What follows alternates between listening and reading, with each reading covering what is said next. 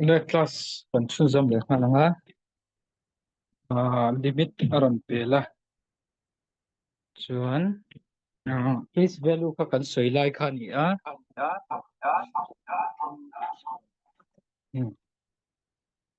chuan kan thun ven le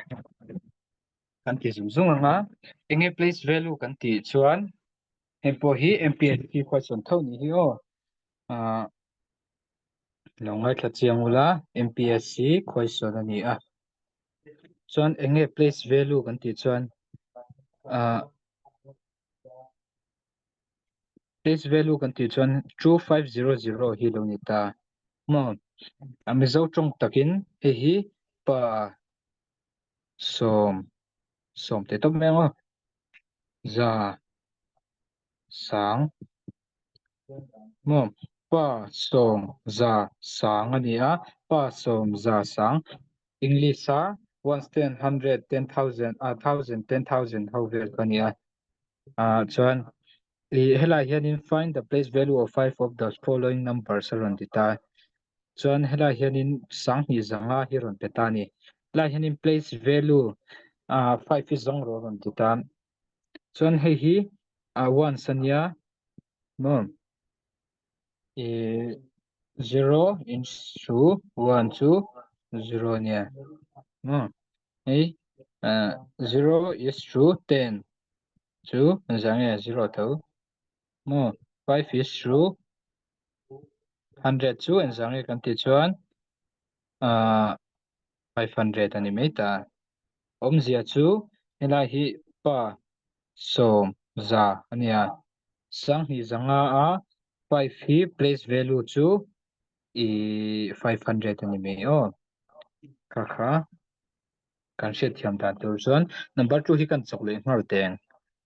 5069 hi place value 5 hi an zang e kan ti chuan 5000 ani ngal ani mo in thiam khop mai enge om je kan ti chuan hei hi 9 hi an zang e a place a posting na hmun a na hmun a khani ta mo ten kan ziak te nu sia thiam theilan 6 hi an zang e posting na a post na mo 16 na mani enga tinge 16 na kan ti chuan pa som ania 0 hi ang post na nge kan ti chuan za na oma chuan 5 hi ang post na nge kan ti chuan sang na mani mo pa som za sang na la chuan in question number 3 po hi chok le nga lang o 7 2 3 5 hi 5 hi ang place na nge kan ti chuan 5 na mal thiam khop mai chuan question number 4 hi enga 5 na hi enga nge kan ti chuan 5090 hi pa som 50 na mani hi ldc a pe chuan chok ve fo ni o chuan question to there kal nga langa ichina mi ang tho ang khan find the place value of 2 and 7 ania 29975 hi eng post na nge 2 le 9 hi kan ti chuan mo 5 hi en zang hi 5 1 is 5 anta panga na chia mo 1 sa omani 1 sa oma chuan hi 10 10 100 1000 chuan hi tru na hi enga nge kan ti chuan 10,000 a mo kha ni a one na question chu answer chu true hi zang hi ding ni na ma 5 hi 5 fa top 7 hi 7 hi an zang hi kan ti chuan 70 a mani kha chuan question number 2 an kal le nga lang a 6 through 7 hi a place value 2 le 7 kan zonga 2 hi zong hmasa photang o engang nge kan ti chuan 7 hi zong hmasa zok lo peng 7 hi engang nge kan ti chuan ones na oma 7 na oma 2 hi engang nge nom ti chuan 10 na oma 20 na ti khan o yang zai khan in nakal ve kang chuan a top nan 208,764 hi place value of 2 and 7 hi 7 na hi enzang nge kan ti chuan 1 tens 100 7 chu 700 a oma no chuan 2 hi engang nge kan ti chuan 1 tens 100 1000 10,000 chuan mo noi ni 2 lakh hanin a oma ti hian ni me o answer chu 2 na hi noi ni na oma 7 hi zasari na om vele thungani ekhan kilkarani lawa mase hriat chian venga place value kan ti chuan mo a place a posting mo posting khani me a na hmuna kha ani me ta chuan hela question dot jaran kalanga tom nan kan sei le lo kan me hi the difference between the place value of 4 and 2 in the number 83 749,502 hi place value of 4 le 2 hi kan zong don ani khonge 2 kan ti chuan hei la hi mo 2 chu 2 na chu 2 na oma difference ron tia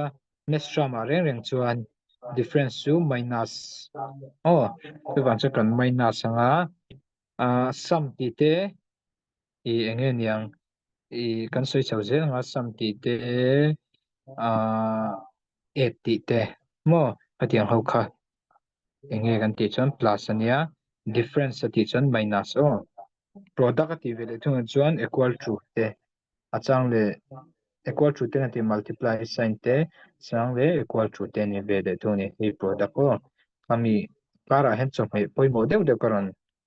zep thina in lo ngai thla ulu hanga chuan chu kan zong to 4 hi kan zong khonge 4 kan ti chuan lai hi ones tens 100 1000 10,000 ania mo ping li na oma difference atie wangin tan minus bokanga chuan enge minus answer kan ti chuan 39980 answer ni mai kaka harlawa chuan next question akan kal lenga place value oma chuan face value vele bok mo darthlanga in en vek thinang tro tuma darthlanga in en lo machine kan nam lo nga chutiang chiang chuan in face value po hi face kan ti chuan mi zo tung tak chuan mai ti na khani mai ta kan mail ti te chuan entirnan 33170 hi place face value of 7 hi mo face value of 7 chu enge kan ti chuan 7 bok mo face value of 2 kan ti ve chuan enge niang 2 bok mo place value ani vele thungero chuan 7 hi 70 na oma mo place value of 2 kan ti ve no chuan sing ni na de mo khalai kha kan hriat chian nga enge face value kan ti chuan in hei dartha kan in ena kan hmel a lo lang le topa mo chutiang chiang chun number a po face value of 8 kan ti chuan 8 bok mo face value of 4 kan ti chuan nge kan ti chuan 4 bok tiang kan mo face value chu ngai vek place value ero chu ami apos na a om na hmuna kha khalai khanin kan chia lang haya chan he mi question hi kan so kanga in she thiam wol wol me yang what is the difference between the face value of the number in the 7 in the numbers of mi number ah hian 8782 and 321170 hi ni vele ta tro hemi number hemi ram pya chuan enge face value number 7 a difference between kan zong do ne helai hen face value of 7 kan ti chuan enge oh 7 chuan 32170 hen face value nge 7 na hi 7 bok mo difference ti wangin kan mai na sang enge answer kan ti chuan oh 0 eng se thiam e chuan next question akan kal le nga langa in thiam lo ni chuan in so se la bula what is the difference between the place value of 8 and 4 in the number mo tuna chon place value of 2843 hi 8 le 4 hi kan zong vele thunga tuna chon in hei pv ni ho place value mo place value kan ti chon a post na fa o 8 hi anga nge om ones tens hundred 800 ta oma 4 hi eng zange om kan ti chuan ones tens mo somna oma 40 ni me chuan hemi minus si enge taka answer ni o 160 tikani me question danga kan kal na langa kan ti zung zung ang zaina chuan in thiam tura nga ya in thiam lo chamin zo se lo la ke chu ka kal ngan ka kal pop pop don mo chuan helai hianin poimo deuh mi ni china ka soi sama lo ta chat sam kan ti chuan nge bel mo chuan match chong chuan product hi enge kan ti chuan multiply o kha kan hriat chian nga ya find the sum and product of the place value and place value of 6 in the number is 6245 alo ni ta a chuanin hala hianin lo ngai thla una hala hianin 86245 hi kan chokanga place value ka zong masang bel la multiply la mo place value le face value zong zong kha bel la multiply vek ro ti na ni ta no asama kha kan zonganga a product apo kan zong don to kani a place value of he place value zong ka sang o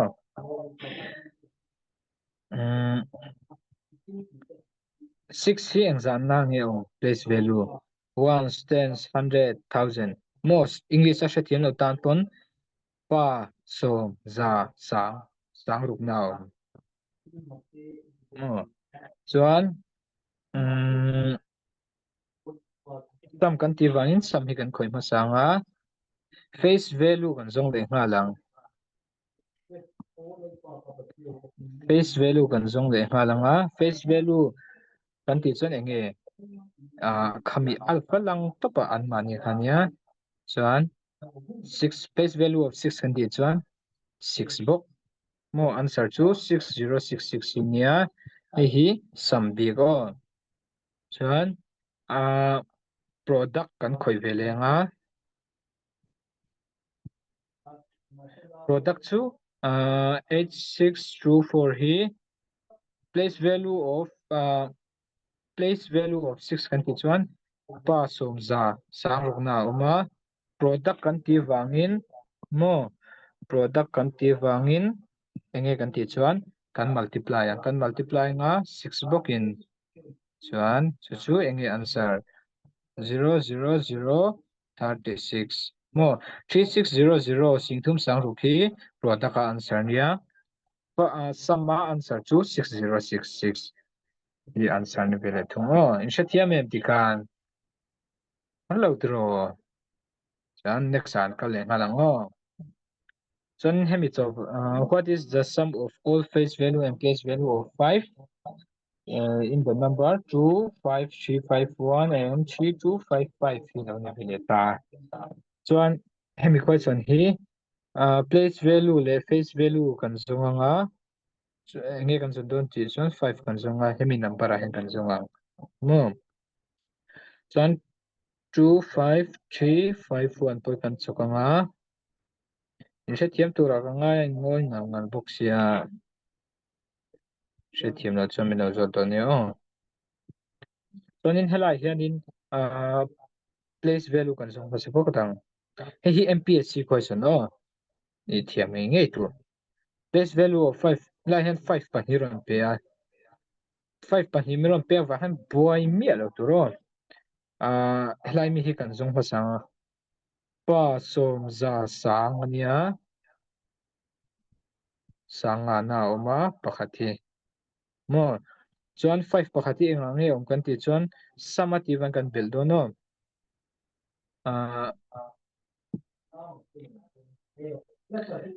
pa som nga na oma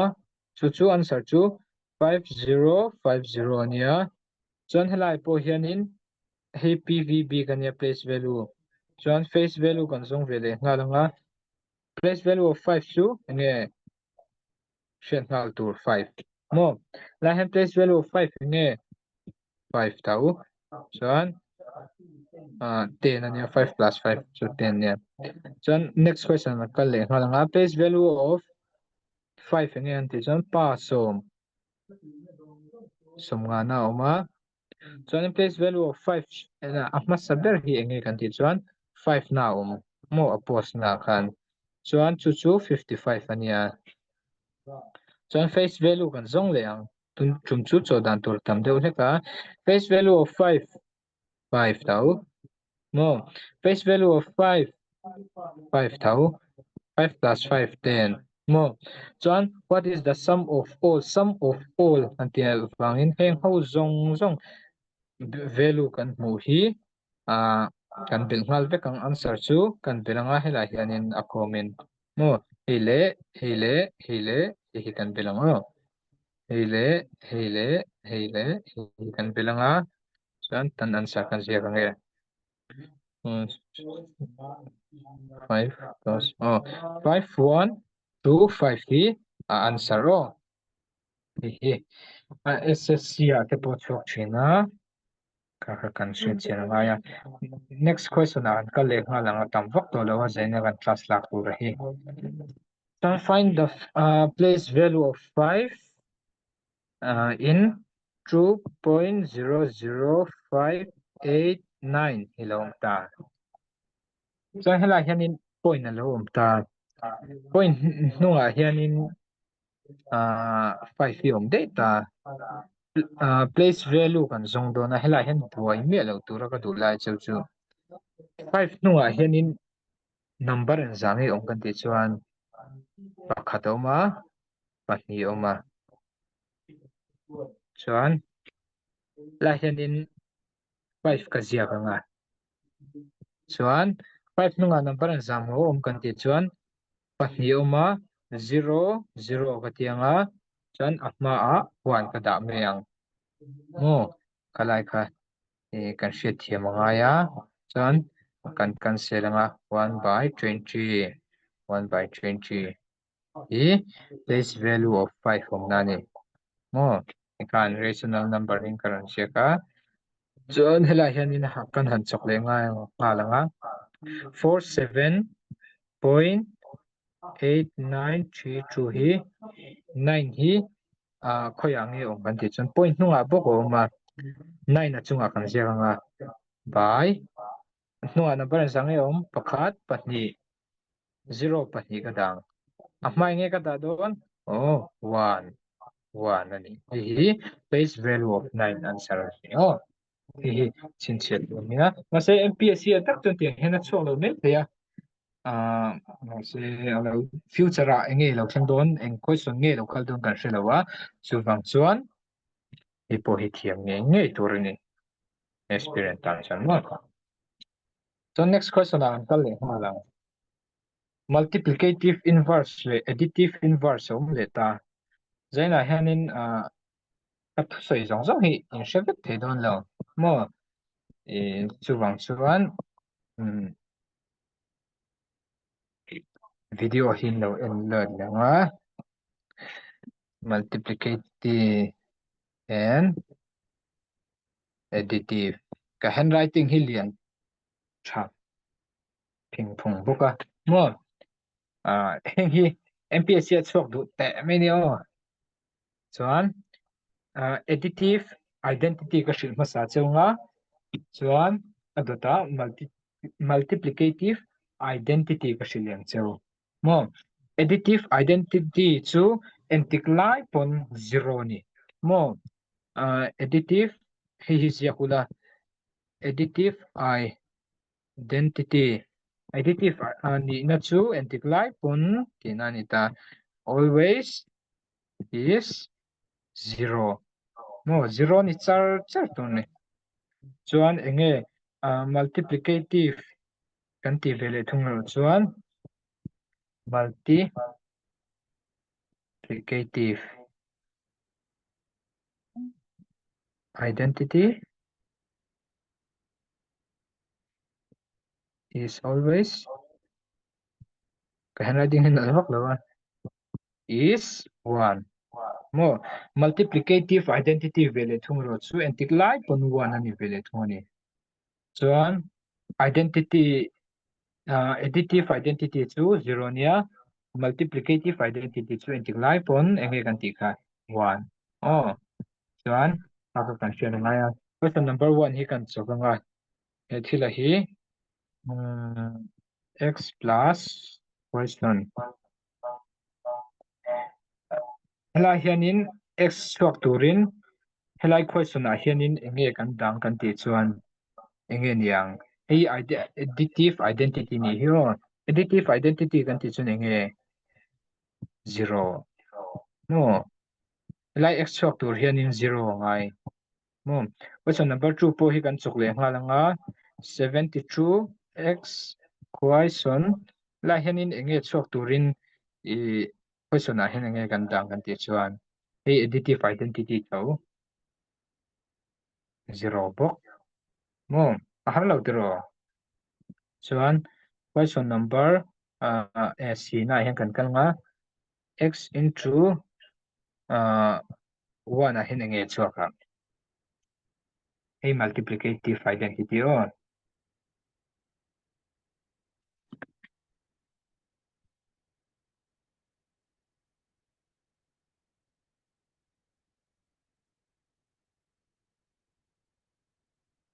Then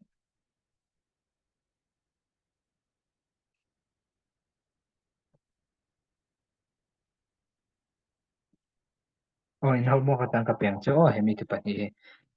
pan hin lo jong chuanga hi si le di hin hau mo ka ta no chuan a chan chu I limit hi ron zo le trep don kal zung thung ngai si a chuan x plus x question x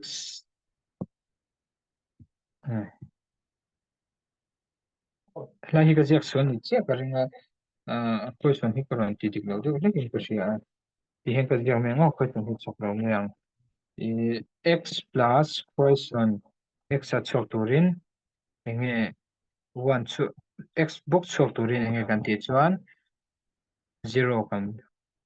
eight me nga x box ka chuak nga no chuan 67 67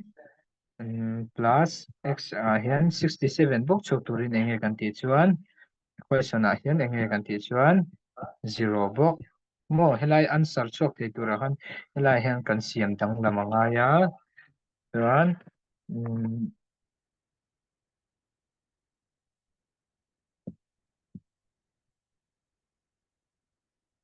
chuanin helai hianin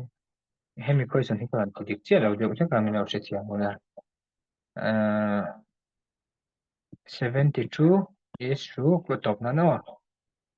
72 box chok turin enge niang kan ti chuan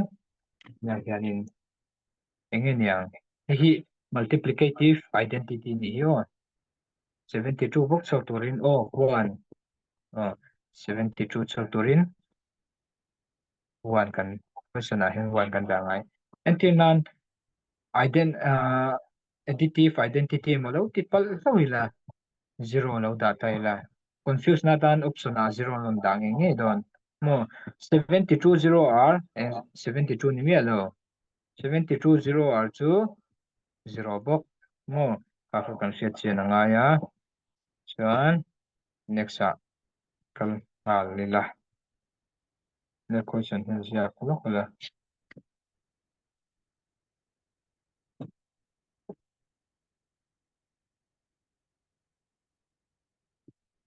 x plus y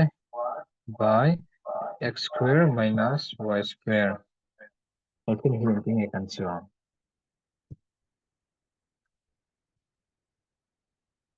Multiplicative inverse ron kita. Here no. Here multiplicative inverse ni chuan nge y bok ra. Chuan heti hian I think I can show kan ti chuan. La hanin atnoya hianin x square minus y square oma. Mo a square minus b square formula siya no mem. A square minus b square chu mo a plus b a minus b ni le boka mo chuan tipo hen na chaw theya chunga question ho hi multiplicative inverse oma helai question a hen eng he kan chaw chung kan ti chan ti hen kan ti me ang mo x square minus y square formula chu eng he kan ti chuan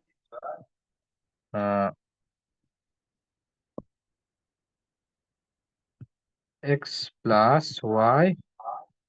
equal to x minus y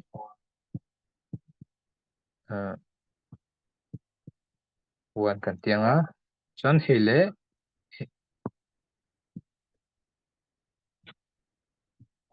he cancela hele mo y by x minus y hi answer ani me hela hian in she thiam me question je vai khat chi kan sui non le teng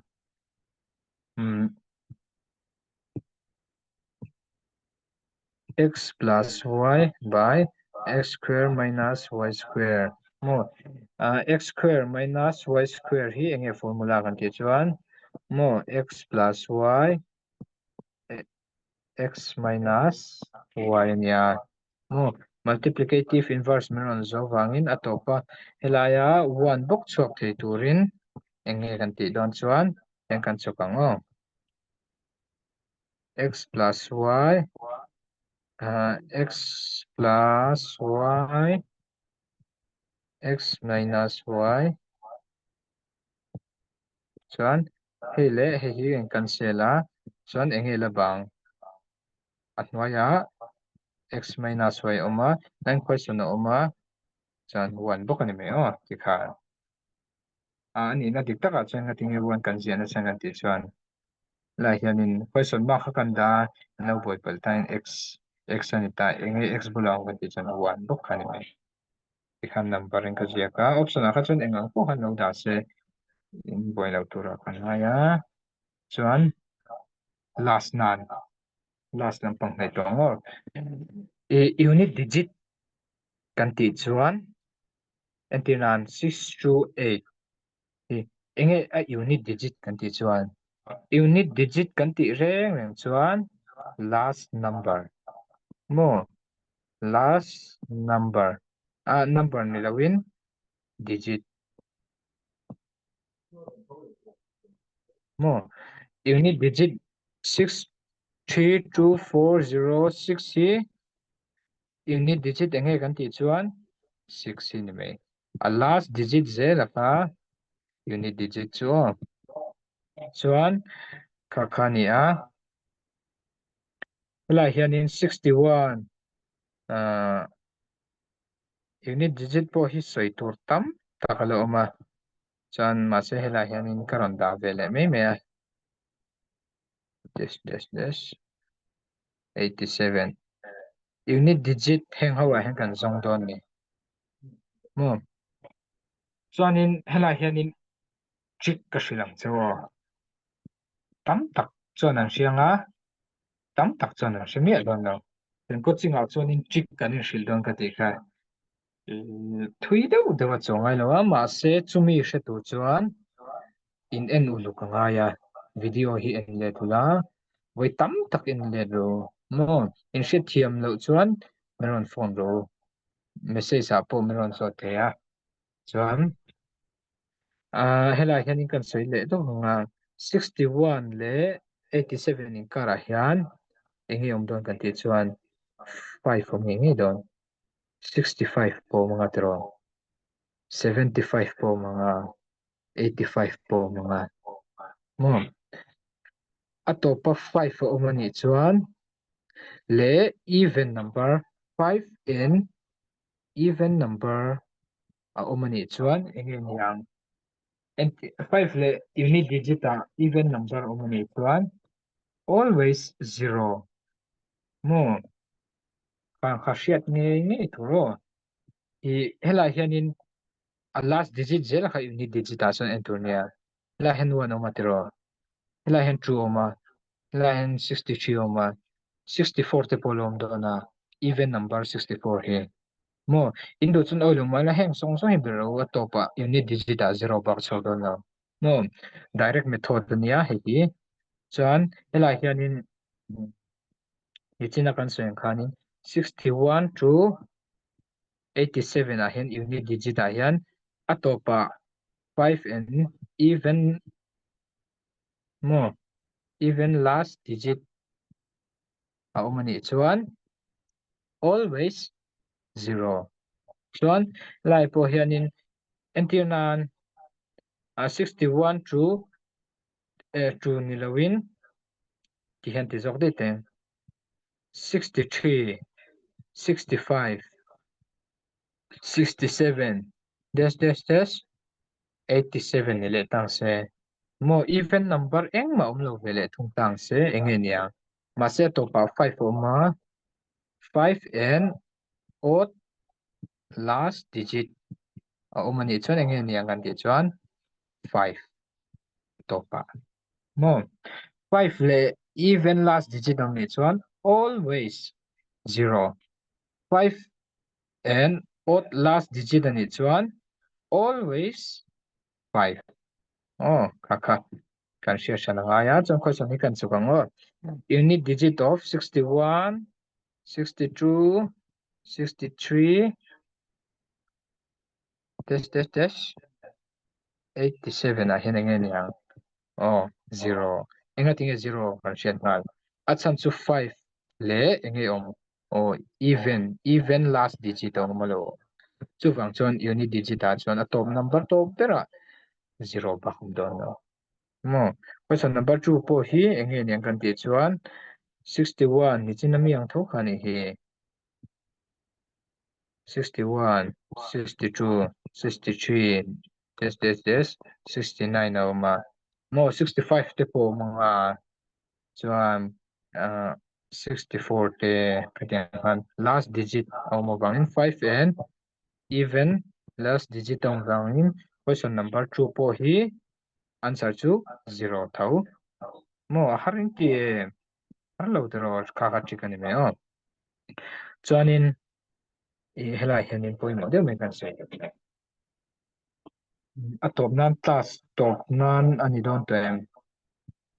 ani don to ni hi chuan teach me na karon upload anga unit digit of unit digit of product of all prime number ni ta chuan prime number how chu enge kan ti chuan of all prime number nia 2 3 5 7 te how te hi prime number chun mi ta a 9 tel lo oh chuanin helai hianin enge answer kan ti chuan hi MPSC question hi hriat nge tu anoi mi po hi MPSC chuak tok chiang yo lo chuang le tu bok MPSC chu question repeat te hi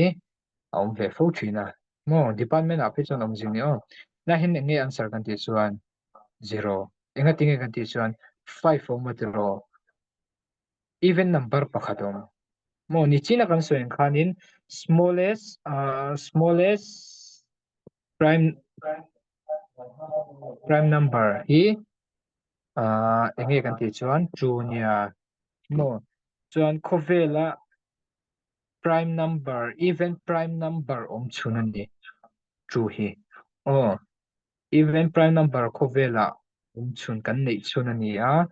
chu chu hriat nge tu ni a chuan lai hianin unit digit of product of all prime number ron ti wangin mo all prime number ni chuan 2 3 5 7 unit digit ani chuan enge 5 a awma tiro atopa unit digit a awma unit digit kha atop ber kan ti to kha even prime number pakhat a awma wangin 0 question number 1 oh question number 2 hi chok vele ngalila line share sang ula ka du chu unit digit of product of all odd prime number ati vele thunga odd all odd prime number ti chuan engen yang chu kha tel to mi lo o 3 5 7 te 13 te khang ho khani a chuan engen yang hi answer even prime number to lo wangin engen answer ini digit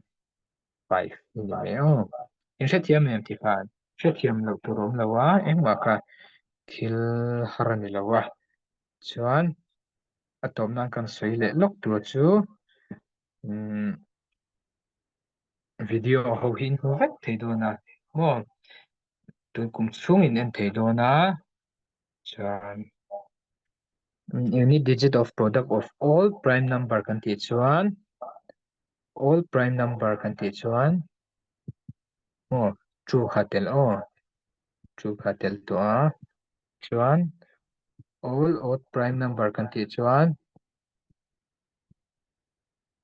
enge kan ti chuan odd prime number ti vain 3 5 7 mo 13 kan ti ho te pania 11 te po chuan nan la sakan kan lenga o hi top nan symbol of product and sum product kan ti chuan hi ziak bokula mesramin fundamental sigaron tel deuh zone multiplication sign